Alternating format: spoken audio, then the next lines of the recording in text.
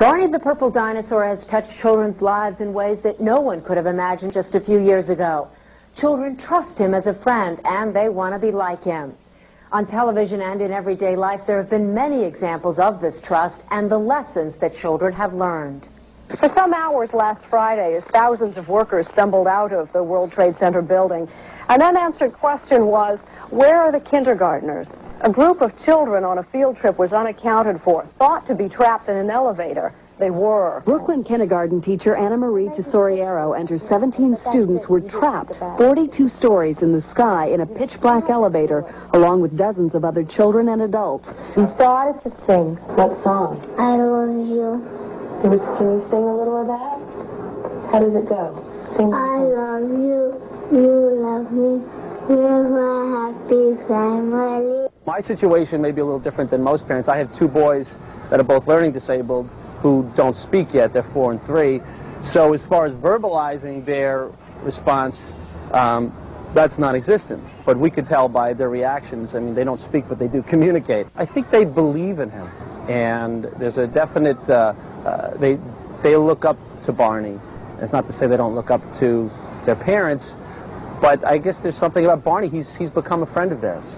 Well, I've learned how to love people, and I've learned to cross the street at the corner, and I learned how to use my imagination.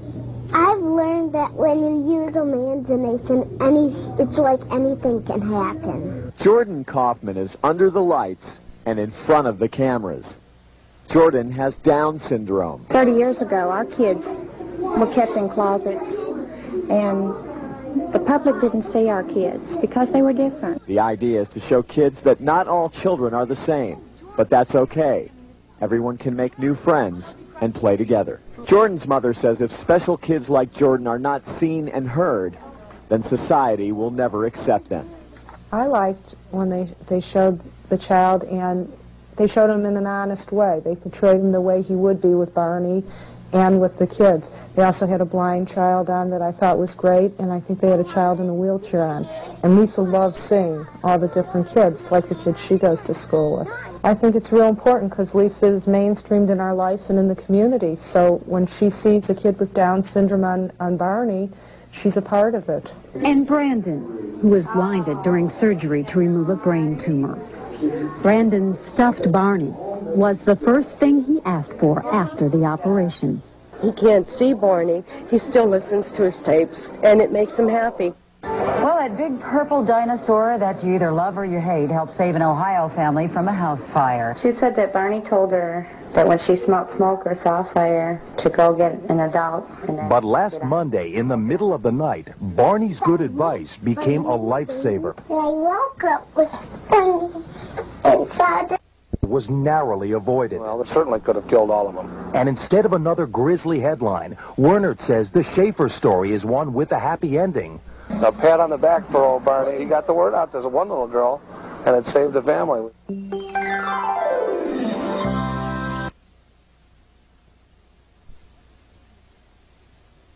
Parent. The ability to identify numbers, letters, and shapes form the building blocks that help children deal with more complicated ideas as they grow up. 1, 2, 3, 4, 5. What do you say when you arrive? 6, 7, 8, 9, 10. Hello, hello, hello again. A, B, C, D, E, F, G, H, I, J, K, L, M, N, O, P, Q, R, S, T, U, V, W, X, Y, and Z. Now we've sung our ABCs. School is where we love to be. This one is a triangle, it has 3 sides. This one is a triangle, it has 3 sides. S-T-O-P, that spells stop. I like red. It's the color of an apple. Orange. It's the color of an orange. Yellow. It's a lemon and a wonderful sun, sun, sun. This is a story called Good Night Owl.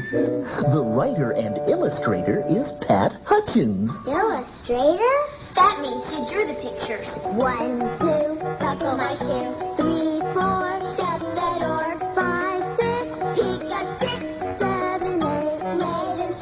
by listening to older children, parents and teachers, kids develop their vocabularies and they begin to make connections with the larger world around them.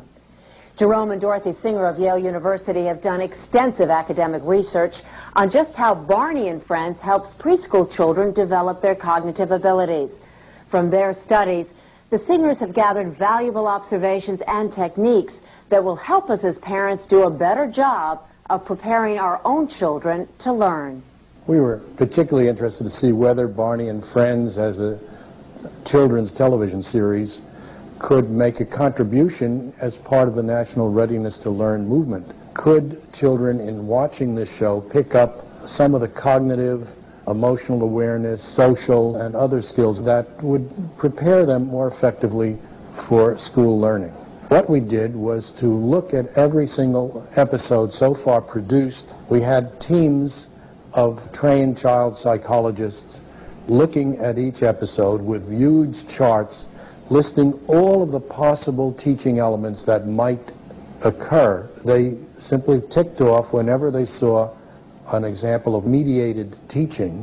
What I mean by mediated teaching is that there's an explanation of the material. You don't just flash an elephant on the screen and not do anything. The elephant has to be explained. Somebody, one of the kids on the show, or Barney, has to say, "Oh, that's an elephant." We found the cognitive skills, an average of 10, 15 per half-hour episode. Summed across a whole series, you get hundreds of such teaching opportunities. We have looked at kids around the country in 5 different cities: Los Angeles, Tucson, Columbus, Ohio, Atlanta, Georgia, and New Haven. And we worked with very poor children, Hispanic children from inner city, Native Americans, 2 tribes in Tucson, Arizona, African American children in Los Angeles and in Atlanta. And many of these children were in Head Start or in daycare situations where they came from families that were many times single-parent families or dysfunctional families.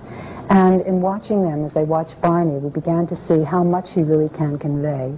But more so when the teacher really helps, when the teacher mediates or talks about the show. The research demonstrated the children truly learned, and I think that's an important message to give to parents, that don't just let the kids watch Barney, but talk about the show. There's much in the show that can make good conversation over dinner or before you're putting a child to bed, and that seemed to make the difference. There's a song called "There Are 7 Days in a Week." In the past, it's often been difficult to try and get that point to children. Yes, they know some days of the week, but they don't know them in order, and they don't remember that there are 7 days. I noticed the year that that tape was around, the children came in, they knew there were 7 days, and they could sing the song. Children will remember if it's in a rhyme or it's in a song. Well, I'm thinking of a show now that deals with autumn. And in this show, not only do they talk about what autumn or fall means, and that's very important, Barney explains everything. And I remember the episode quite clearly because the kids were confused about the word fall and the word autumn. And Barney, in his very patient way, tells them the 2 words mean the same thing. I think by listening to that, he models what a parent can really do for a child. Then they talk about the colors, and I could see how a parent could take a child outside and just find the yellow leaves, red leaves. If they don't live in a place where the leaves change colors, you certainly can color them by just drawing a simple leaf and using the crayons. And here's a simple thing for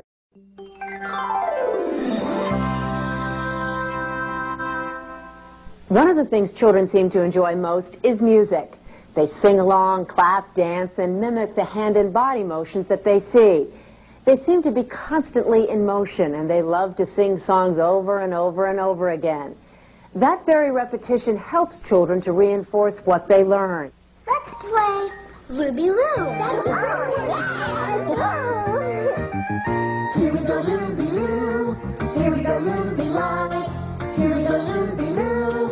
All in a Saturday night. Hurrah-in for a Sunday off. Hurrah-in for a Sunday off. Hurrah-in for a Sunday off. Hurrah-in for a Sunday off. Hurrah-in, hurrah-in for a Sunday off.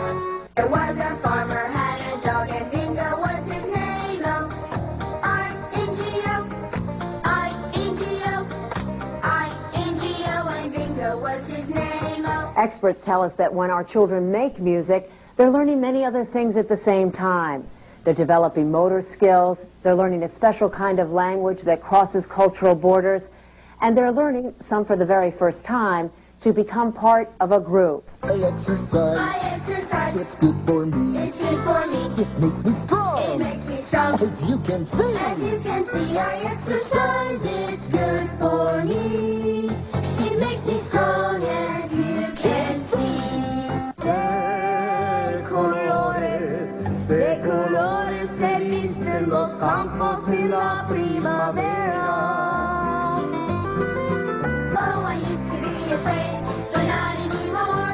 The dentist used to scare me, but that was before. Barney taught me that the things that used to bother me really aren't so scary at all. Hey, Mr. Knickerbocker, boppity-bop, I like the way that you boppity-bop. Hey, Mr. Knickerbocker, boppity-bop, I like the way that you boppity-bop. Go round and round the village, go round and round the village, go round and round the village, as we have done before. Ken Agin, a musician and psychologist at New York University, helps us understand the importance of music for developing creative young children. I think also music is one of the things that makes human beings human, and as much as any other of our attributes, our thinking attributes or feeling, music is uniquely human. The idea of what it is like to be a human being and to feel as a person. There's some excellent research that tells us that children who learn to rhyme and learn through music become better readers. And there's some very recent research which is preliminary, but suggests that by teaching preschool children music, it enhances their spatial abilities.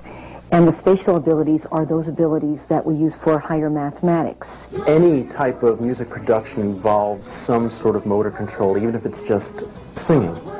So that when we engage children in musical activities, we have to be sure to only ask them to do things that are age appropriate. So, for example, for younger children, drums might be appropriate, or cymbals. And this helps them gain mastery over their body through a pleasurable and healthy and creative activity. So what music can offer is a creative and healthy way to learn to gain mastery over one's body. Well, the changes became more physical because they were able to stand up at that point and stand and dance around. When certain things came up on, like the Three Little Monkeys song, they would stand up and jump up and down, and they would go along with Mr. Knickerbocker and do all the hand motions perfectly. Twinkle, twinkle, little star, how I wonder what you are. I think that the traditional kind of music that has been played for young children has been folk music in one form or another, whether nursery rhymes is really a form of folk music that has been passed on from generation to generation, usually in an oral tradition, often not written down for maybe hundreds of years, but passed on through different periods in a society, really by singing to children perhaps, and then the children grow up and sing that same nursery rhyme to their children and make modifications in it for some reason, and it continues to be passed down. Bumping up and down in my little red wagon, bumping up and down in my little red wagon, bumping up and down in my little red wagon, won't you be my darling? Repetition is important because it conveys the message to a child that the world is a secure and predictable place. Repetition is very natural and very important, and preschool children love it. They love to sing the same songs over and over again, and it's almost as if they internalize both the music and the values. Children are very, very receptive and responsive to music. They repeat the songs, they sing the songs. And the songs and all the themes in Barney are requiring children to listen and attend, and they're teaching moral themes and values.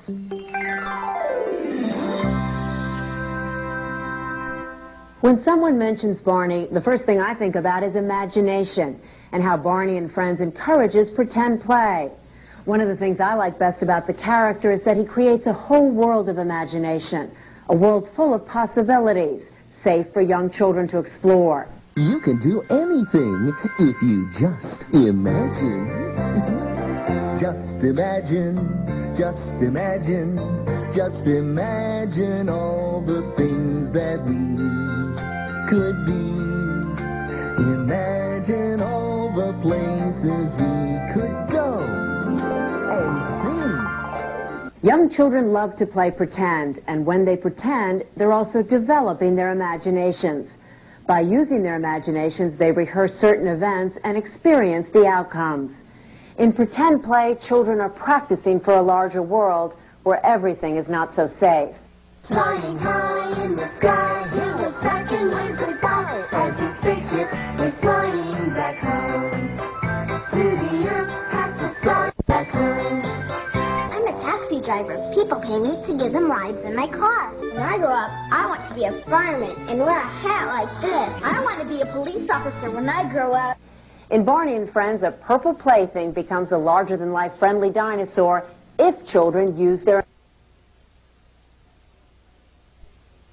Throughout his career as an educator, and he helps us understand the importance of imagination in the development of young children.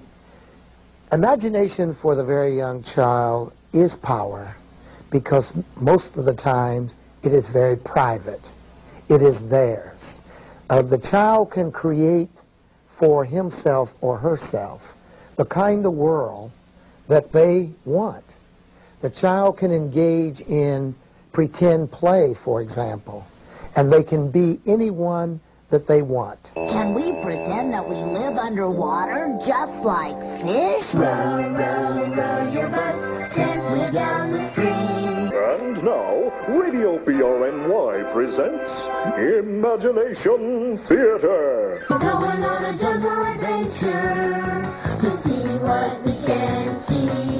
I never imagined we'd be doing all this today. Oh, that's the wonderful thing about imagination. It's full of surprises. Well, there was a spider in a tree.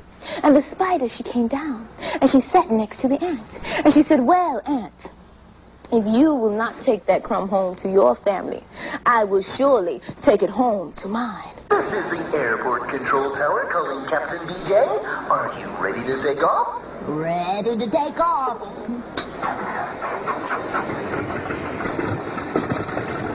And here we go.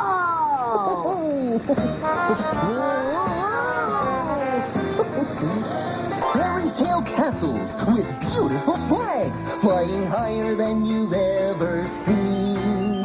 Just imagine all of the things you could see, maybe even a king or a queen. Well, I've been spending pretty much my whole professional career studying the psychology of imagination and the importance of the imaginative dimension of human experience.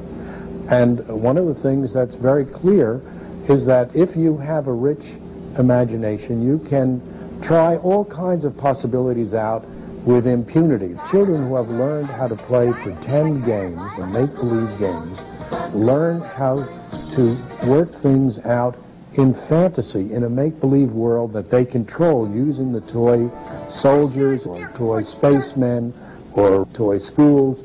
They can maneuver these things mentally, and it's very satisfying to children. We've done a lot of research that shows how happy children are when they're playing pretend games. Barney emphasizes that kind of play. Again and again, there's a focus on making believe, on translating the little stuffed toy into the big dinosaur, which is an example of a make-believe game in children. I think the imagination, though, goes even further than that. You need imagination to think of the possibilities, the what if. And if you ever watch 2, 3, 4-year-olds, especially 3s and 4s, that's the peak of imaginative play, where they're trying everything out in this big world, and they can be anybody they want. And once you learn to be a good imaginative person, this stays with you throughout life. Children learn through play, and part of their play is imagination, and that's how they explore their world and explore everything around them. And if they don't have imagination, then they can't get much further than what's right in front of them. Just imagine, just imagine, just imagine all the things that we...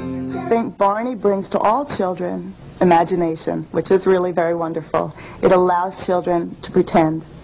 and a lot of TV shows that are out there now, imagination and pretend play are left out. So it builds on themes, on play themes. In school, we always try and expand young children's ideas and present them with opportunities to grow. And I think Barney does that. Build a castle by playing pretend. We might even explore with a big dinosaur. Or make rainbows that never end. Just imagine, just imagine, just imagine all the things that we could be. Imagine all the places we could go and see. Imagination's fun for you and me. Imagination's fun for you and me.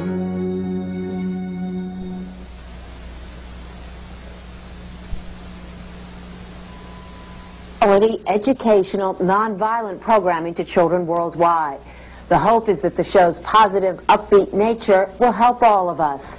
Barney's creator, Sheryl Leach, has a very personal view of the importance of Barney in the lives of children. I think children know that the Barney programming is safe. I think they feel secure because it's nonviolent. They can trust the programming just as they trust Barney. I believe that children today need what I'm calling safe passage, which means that from the time they're born until the time they reach adolescence or maybe adulthood, that they should have loving messages. They should have a warm, safe place to grow up and be healthy. And I think that in many ways the Barney program goes in part to provide such a place. Well, everything we do is intended to mean something to a preschooler. And I think the key for us is to try to see things through children's eyes. And that sounds a lot easier than it really is. In fact, we're fond of talking about the complexity behind the simplicity of our shows. When people tell me that the Barney programming is too sweet or too kind or too loving, I really feel like saying thank you. We always take that as a compliment because I think that's something that is sorely missing in programming today for children. Syrupy and repetitive are exactly what preschool children need, love, and thrive with. I think that for our very young children, it's the perfect situation. There's no reason why our very young children, our 2-year-olds, need to see anything that's not syrupy and safe and silly on television. Perhaps as children get older, they might begin to realize that that's not what the real world is about, and they might become more skeptical of the character. But certainly for the young children, it seems like a happy half an hour is the way to go for them. Barney, you see, can in fact be the person who comes in and says to the child, I understand you. I love you. I want to be part of your world. And after all, children are always looking for someone that can be part of their world. What I'm hearing from parents and what I'm hearing from teachers is that there's a concern across the world about juvenile violence today. And it's very easy to see that common sense will tell you that positive things lead to positive results. Negative things lead to negative results. I definitely know from dealing with young children that they pick up violent actions and then they repeat them. Well, everything starts with the theme. We try to identify a topic that children are really going to relate to, something that really speaks to them. And from there, everything else really becomes a tool. The dialogue in a script, the music selection, all of those things are really just tools to try to deliver the theme. I think we'd really like to tackle some new themes that we haven't tried out before. I think there's a lot that's right about what we're doing, and we know we're on the right path, and we hit the themes sense of safety and of caring, of sharing, of love. These are all basic to our shows. And we want to continue that. But I think there are some new specifics that we can add to it and some new plot twists and maybe some new characters. So we'd like to keep growing and expanding, but we're going to keep talking to preschoolers.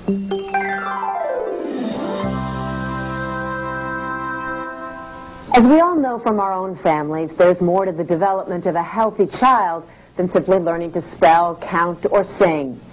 Children need warmth and love, and they need to flourish emotionally within their own families. Oh, a family is people and a family is love. That's a family. Hi, big sister. Mother, baby. There are two new babies. Tasha's mommy had twins. Oh, Barney, what are twins? That's when one mommy has two babies at the very same time, like I do. Are they little boys or little girls? Two little boys, and I'm their big sister. But I know she's always there. And I know he'll always care. She's my sister. I love my sister. We all need help explaining to our kids how to interact positively with others. And in Barney and Friends, family relationships are explained from a child's point of view, with important tips for parents on explaining different family situations. The other kids have grandparents that they can see a lot. But my abuelo lives so far away, I really miss him. Oh, but there must be something you can do to feel better. Maybe you can talk to him on the phone. Or write him a letter. Or make a really neat picture with some hearts on it. There's a girl I know who lives with her mom. Her dad lives far away. Although she sees her parents just one at a time, they both love her every day. Oh, a family is people and a family is love. That's a family. They come in all different sizes and different kinds. But mine's just right for me. Yeah, mine's just right for me. I think that from the parents' point of view, that Barney is the type of program that advances the type of values that parents use when they are socializing their children. When the type of values that parents teach to their children. Those are the type of values that are also part of the content of Barney. I think a show like Barney supports family. I see children who are brought up in deprived environments, disadvantaged environments economically, but if they have the security that they are loved by their families, even if they have poverty, they feel secure. The first teacher to children is the family. And when families are intact and learn cooperative skills and teach children the cooperation of when the children then come to us, our job is so much easier because the basic skills that they have been using from birth to 5, modeled by parents, is already in place.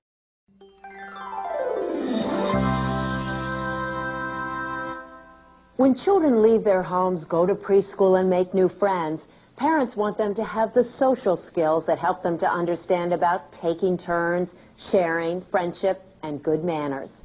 When they play with the other kids or meet them at the park, we want to make sure that they all know how to get along with each other. It seems to me that sharing is a special way of caring. If you've got enough for two, let someone share with you. If there's just enough for one, take turns and share the fun. My parents kept on teaching me when I was 3. And then the more I learned, the more that I could see that there's a way to do it wrong, there's a way to do it right. Everybody use your manners now and be polite. There's nothing wrong with laughing and playing in the right place. But sometimes when you're in school, it's important to be sort of quiet so everyone can hear the teacher. Experts who study children's social development tell us that kids learn the most from just watching others. So as parents, we need to make sure that we provide them with the right examples. If a stranger ever wants you to get in a car, you should start yelling really loud and run to find a grown-up you know. That's right. How would you share, say, a cake? I'd cut a piece for each of my friends. Oh, that would be good. And how would you share a book? You could take turns, or you could read it out loud so everyone could hear. How do I get into your castle? By saying please. Oh, okay. May I please get into the castle? Yes, you may. We're talking about please and thank you. They're called the magic words. If you want nice things to happen, they're the words that should be heard. Remember, please and thank you, 'cause they're the magic words. Use them in the morning, at noon, and night, 'cause it's a great way to be polite. Please and thank you, they're the magic words. I think that in many of the shows, what you hear, if you listen very carefully, the way the children talk to each other. They say, please, may I, thank you. They share, they give each other a good many compliments when they do a job well done. So I think they model for kids out in the audience how it is to treat each other. And I think when children watch this enough, they begin to get the idea. This is good, this is what I should do. And that's one of the things I like about the show. Young children aren't very abstract. They're very, very concrete. So if you say to a young child, don't push Joey, how would you feel if you were pushed? You know, you would like them to be able to understand that concept, but they don't. You have to say, be kind, take turns, and very concrete kinds of things. The words to say please, say thank you. Then children learn those manners that actually will teach them as they get older to be more considerate of other people. We use the Barney songs often to deal with emotional issues where children are sharing, or we talk about friendships or playing with one another. We find that the Barney songs are very helpful because the children know them, and when we repeat them in the classroom, it's kind of bringing a little bit of what they do at home into the classroom. Social skills have a direct relationship to readiness to learn concepts, because social skills frequently relate to those affective behaviors of how do you act with others, how do you get ready to do something, how you interact with the teacher, how you interact with your peers in the classroom, your attitude in terms of being kind and being thoughtful.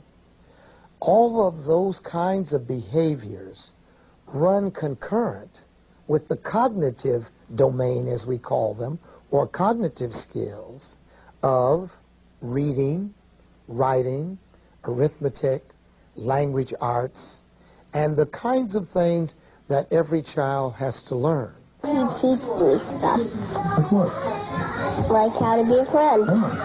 Sam was going through a difficult stage. He's 2.5, and it was a little bit of a test with some of his toys. He'd buy these toys, and he'd get a brand new fire engine or whatever, and he wouldn't like to part with it for anything. And we have a little kids club that gets together, and after watching one episode of Barney, we started sharing all your toys.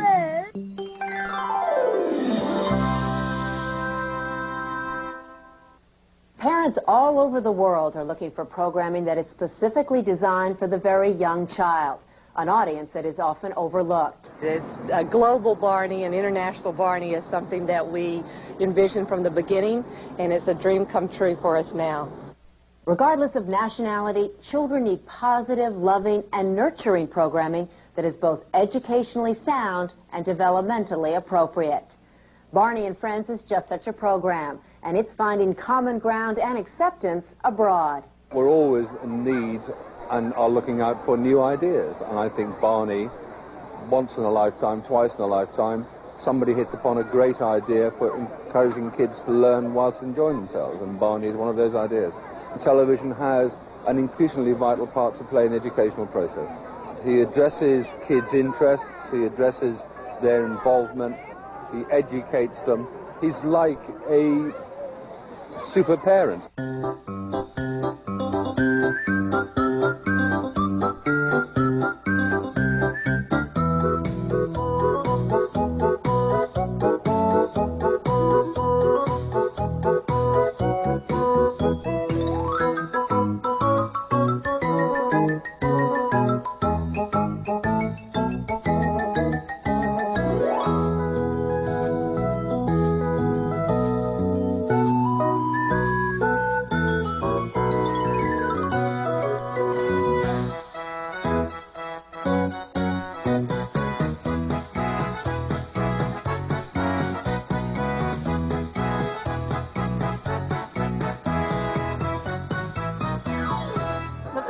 that I was impressed about was how quickly the kids wanted to watch the program.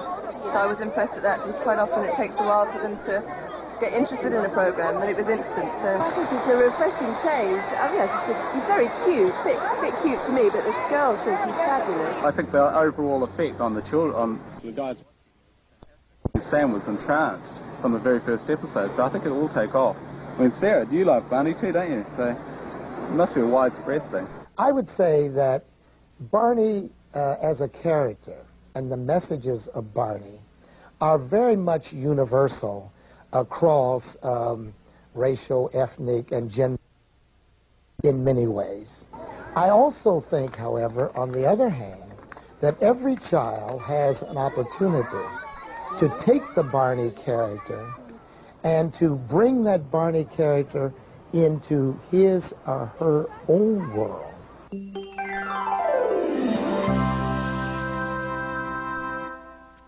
We want our children to know that caring for others is important.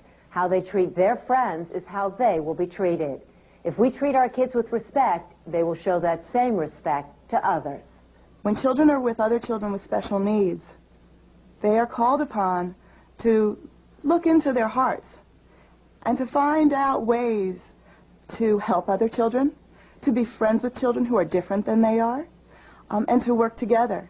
I think what we're seeing a lot of is ethical issues and acceptance. And children can use the creativity and the imaginary ideas that Barney presents and really bring it into the classroom to real life situations and be very empathetic. We see that a lot. We see children helping and caring each other. It really works both ways. Children with special needs helping the children, typically developing children, and the other. Barney demonstrates that empathy and hope when he invites children from Make-A-Wish to see his shows. And sold-out concerts at Radio City Music Hall enabled homeless children in the South Bronx to attend a special summer school program.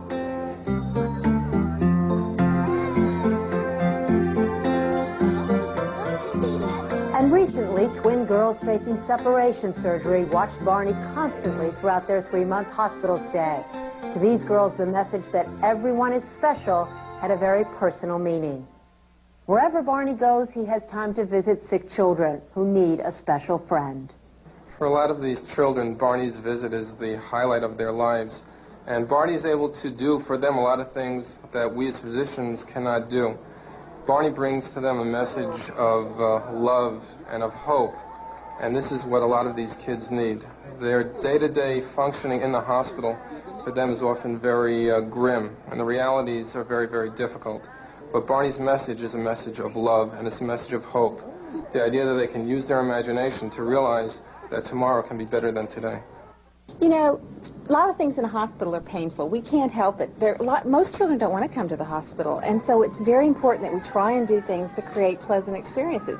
And I think right now there's nothing more exciting for some of these children than to see one of their characters from television come alive and come to visit them. It really makes them feel special. Barney's visits touch a child's life in a sense that makes them feel so important. I was important enough for Barney to come see.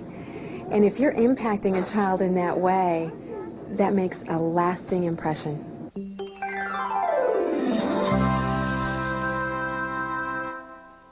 As parents, we're encouraged by what some children have learned. Todd Leibowitz, a 6th grader from New York, was so impressed with the values Barney taught that he nominated him for Dino of the Year in a report that he did for his class. We had to pick a person or event of the year, and we had to make the format and cover look like Time magazine. I decided to do Barney because I read those 2 newspaper articles and I watched it with my cousin, and everyone's like, "You're doing Barney? Why are you doing Barney?" He teaches kids values, and that's one of the most important things that someone could do. The essence of Barney's message to children is unconditional love that is probably best expressed in a song that concludes each episode of Barney and Friends. At night, we used to, after they started watching Barney a lot, and we used to sing the I Love You song before we put them to bed. And one night when we had them in their cribs, we started to sing the song and then stopped. And both of them together sang the song completely all the way through. To the part even they went, with a kiss to me and you. And it was just, we both just stopped and looked at each other, and we couldn't believe that they had done that, because they'd never together sang a song completely all the way through. It was really touching. It was lovely that they did that. I love you, you love me, we're best friends like friends should be, with a great big hug and a kiss from me to you. Won't you say you love me too? We can all be encouraged and strive for a better tomorrow for children everywhere as we sing, I Love You. I love you. You love me. We're a happy family. With a great big hug and a kiss from me to you. Won't you say you love me too?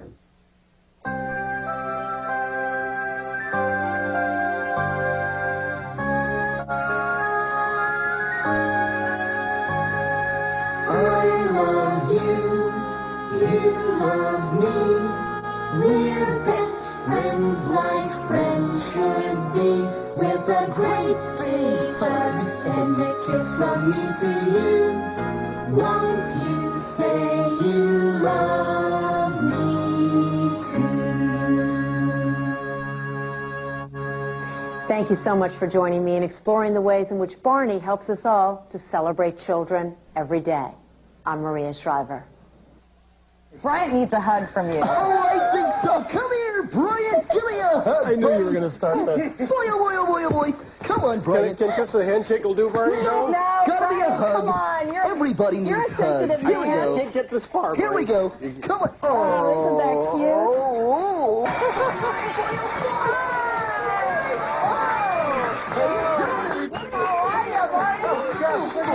Sing along if you know the words. With a great big hug and a kiss from me to you, won't you say you love me too? Okay, that was Barney the dinosaur. Everyone in his or her own way. Everyone in his or her own way. Hi, Barney. Nice to see you again. I love when you gave Brian a hug. You're going to have to continue doing that all morning long to mellow him out. And Baby Bob, good morning to you. Good morning, Sadie. How are you? Thing called. Won't you say you love me too? Okay, I love you, Barney.